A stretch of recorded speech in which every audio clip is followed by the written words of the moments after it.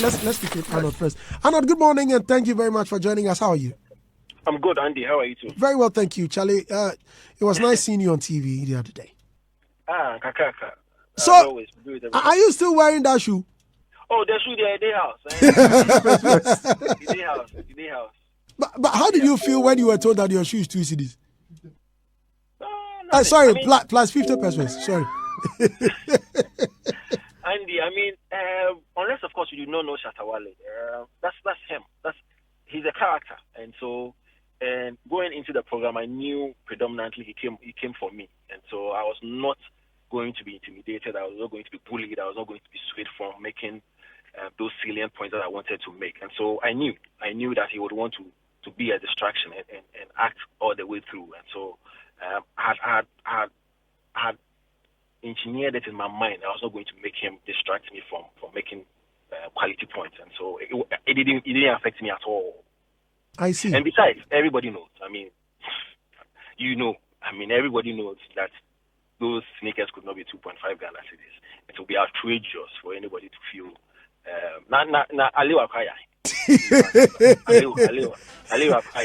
So it was a form of distraction, and it's a character.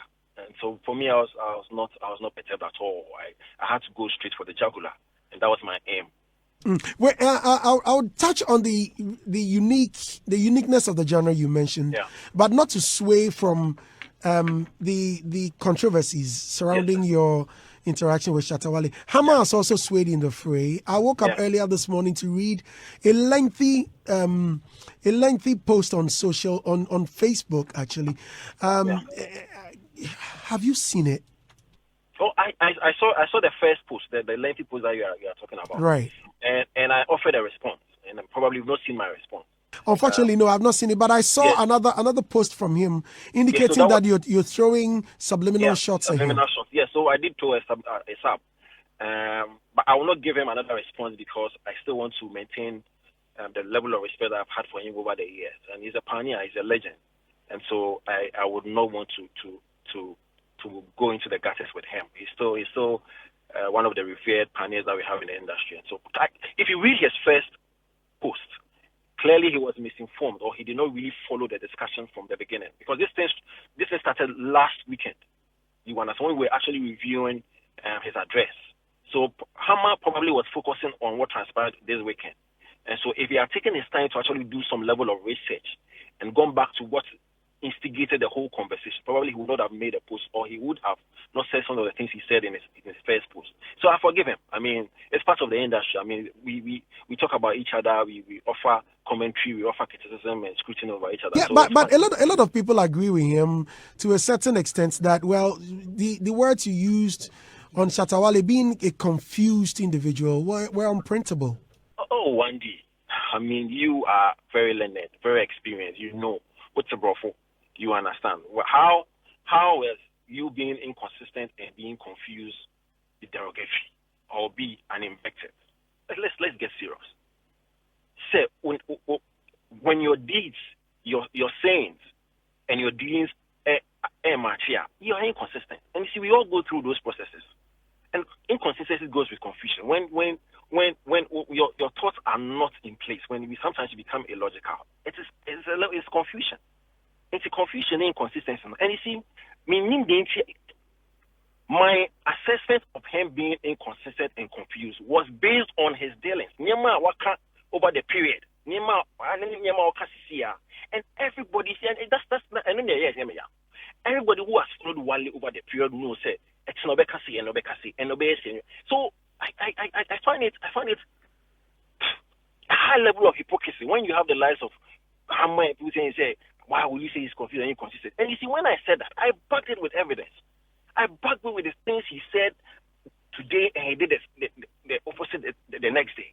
It's not system. You see, we've done this thing for quite a long time, so we do not. When it's our job or is our role. We are role players when it comes to being analysts, being pundits, like your people you have over there. And so when we go into that space, we go back with evidence. So I did not just level those characteristics on him or those virtues on him out of vacuum. It was backed with some evidence. You get it? So right. Right. Okay. So I think we will have to get into that properly, probably tomorrow. But first, let's touch on. Excuse me, Mr. Logic. The background conversation has begun. Now, you touched on Ghana music industry. Yes, As you were interacting with Shatta Wale, yes, sir. you refused to agree with what he was saying, that our setback is not having one genre, and that you mentioned poor royalty system, funding, lack of labels, lack of publishing. I remember your words, distribution and all. Yes, sir. Do you stand by it? Absolutely. Unless I think, and I had logic, but that's him. So he's entitled to his opinion. Andy, not having one genre of music can never be a major. You see, it's a qualification of the word major setback. It has never been a major setback for any industry across the world. Never. Go to United States of America. Jay-Z is one of the richest artists in Ghana. He does hip hop. Beyonce, his wife, is one of the richest female artists in the world.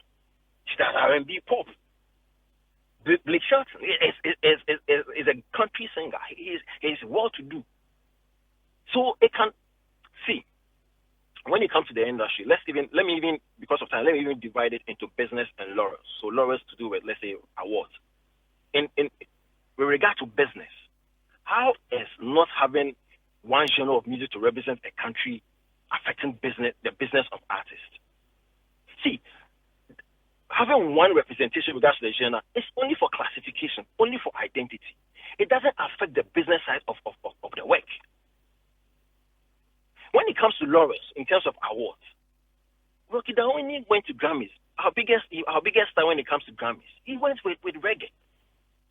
And so on the show, I tried to cite example with some Nigerian artists and some South African artists.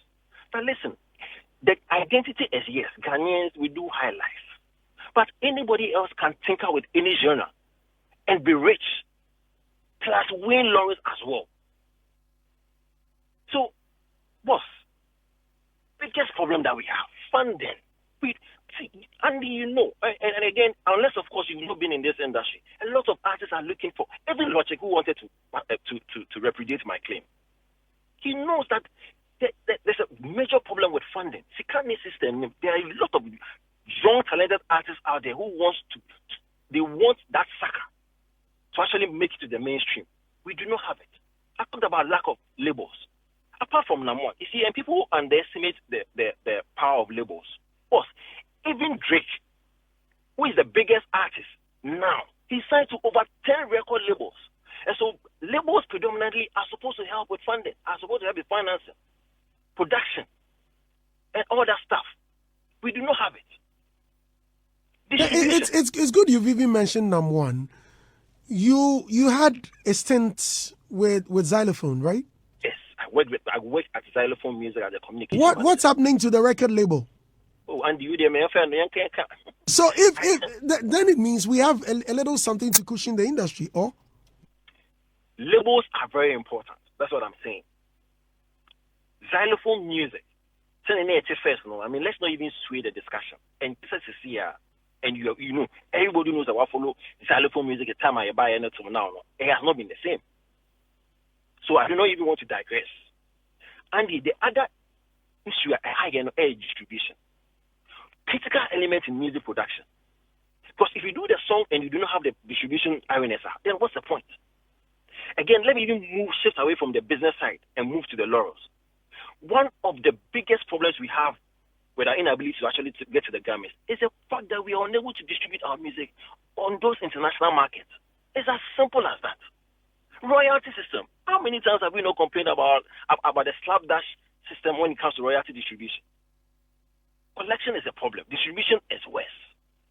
Piracy is a worldwide phenomenon. It's a worldwide canker. It affects us as well. So all these are major setbacks. Because Andy, we are able to fix all these problems. And our artists are up there with regards to business and laurels. Do you think they would worry about, I'm not represented by dancehall? See, Shatta Wale is, and I do not want to single him out, he's a dancehall artist, or let's say he's a dancehall reggae artist. He can tinker with it. He's done high life. He's done whatever. He's well to do. I mean, he tells it in our faces that he's out there. I do not I do not want to go into the processes that he went through to get to where he is. The argument is, is having one genre a major setback or not? I say it is not. It cannot be measured. There are a lot of stuff bedeviling our industry. This is minor. It's as simple as that. If you fix our distribution system, see, publishing. How many artists are having publishing this? Just a few. One Love, Sarkodie, Shatta Wale, Stoneboy, King Promise, Manifest. Manifest. Who else? Okay. Now, just a handful. Now, I would want you to look at. Now, we are wrapping up. I want you to look at solutions because, well, you've identified the problems. Yeah. How do we solve this? If that is our setback, per your understanding, yes, sir, or by your explanation, how do we solve this? And that's an issue for all of us to discuss. But for me, labels. You see, before a label would come and say, I want to set up here, there must be that convivial environment for that label to come and say, listen, I've discovered talent. I know that the environment is convenient for me to actually set up and operate. Do we have that convivial environment? That's a subject that we must discuss. Because if you have that convivial environment, I'm sure we would have a lot of labels.